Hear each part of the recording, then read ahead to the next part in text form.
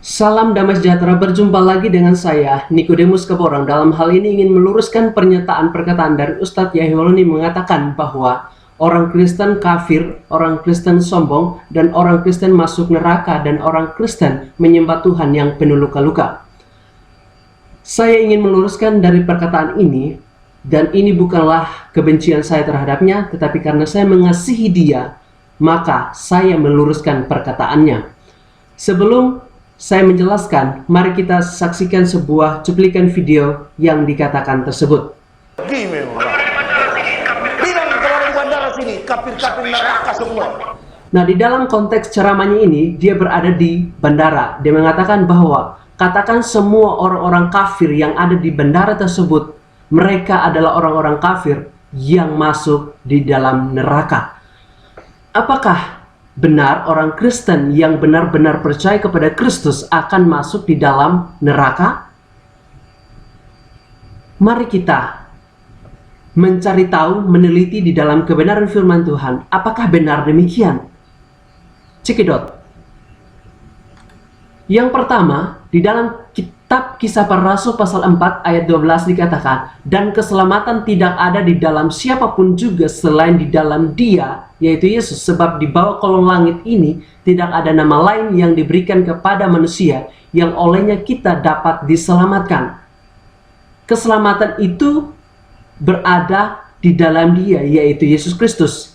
Yang kedua, Yohanes pasal 3 ayat 36, barang siapa percaya kepada anak, yaitu Yesus, ia beroleh hidup yang kekal. Tetapi barang siapa tidak taat kepada anak, yaitu Yesus, ia tidak akan melihat hidup, melainkan murka Allah tetap ada di atasnya. Ini jelas bahwa Yesus adalah kebenaran itu. Yesuslah yang memberikan keselamatan itu, yang memastikan bahwa orang Kristen masuk dalam kerajaan surga.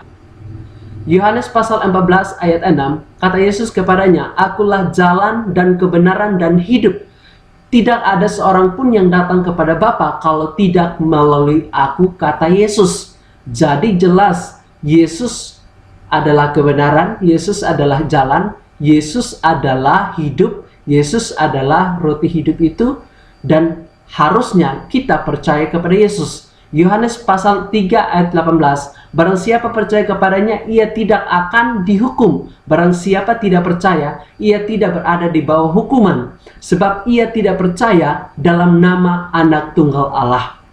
Jelas di sini bahwa orang yang percaya kepada Yesus yang dikatakan oleh Ustadz Yahyoloni akan masuk neraka, tetapi sebaliknya orang yang percaya kepada Yesus Kristus akan masuk surga.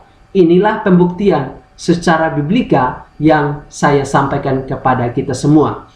Mari lagi kita saksikan video selanjutnya.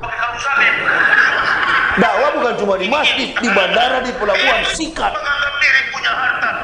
Bukan karena benci, mempermalukan, karena orang kafir ini sombong, menganggap diri punya harta. Lagi Ustadz Yahyoloni mengatakan orang kafir ini sombong lagi seperti itu. Apakah Anda sombong? Anda bisa jawab sendiri. Anak saya waktu kecil dia tanya, Pak, di mana Tuhan Yesus? Saya lihat itu di dinding. Aduh. Nah, di sini lagi Ustadz Yahyoloni mengatakan bahwa Tuhan Yesus itu berada di dinding. Nah, ini menurut pertanyaan dari anaknya sendiri, dia menjawab bahwa Tuhan Yesus itu ada di dinding. Anaknya bilang begini, Tuhan Yesus itu di mana, Pak? Katanya seperti itu. Nah, jawab Ustadz Yahyoloni, itu di dinding. Apakah pemahaman seorang Kristen itu seperti itu? Apa tidak? Karena Yesus Kristus berada di dalam surga, menyediakan tempat untuk kita yang sudah percaya kepadanya, dan kita hidup bersama-sama dengan Allah di dalam kerajaan surga. Sehingga begitu Tuhan, Pak. Namanya anak kecil. Kok Tuhan luka-luka seperti itu? Nah, inilah yang menjadi hal yang paling sungguh fatal seperti itu. Kenapa? Yesus Kristus kok Tuhan itu luka-luka semua seperti itu.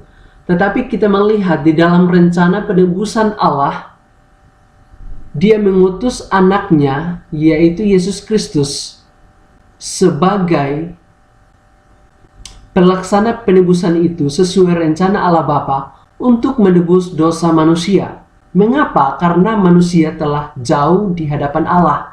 Karena manusia telah kehilangan kemuliaan Allah. Karena manusia jatuh ke dalam dosa. Maka dosa itulah yang memisahkan antara manusia dengan Allah. Maka di sini, dalam rencana penebusan Allah Bapa sebagai perencana, maka dia mengutus anaknya sebagai pelaksana perencana itu untuk menebus dosa manusia. Jelas antara kerja sama antara Allah Bapa dengan Allah Anak itu sinergi. Tidak ada tumpang tinggi, tidak ada kontradiksinya antara Allah Bapa dengan Allah Anak. Nah, inilah sebuah keteladanan yang dicontohkan oleh Tuhan Yesus, adanya hubungan pribadi dengan Allah Bapa. Dan itu juga yang harus kita lakukan di dalam kehidupan kita sebagai orang yang percaya. Maka di sini kita memiliki tanggung jawab untuk menjelaskan kepada orang yang belum mengerti dengan baik mengenai kebenaran, sehingga mereka mengetahui kebenaran yang benar sesuai dengan apa yang sudah diwahyukan oleh Allah. Demikian saja yang bisa saya sampaikan. Terima kasih, semoga bermanfaat. Tuhan Yesus memberkati. Shalom.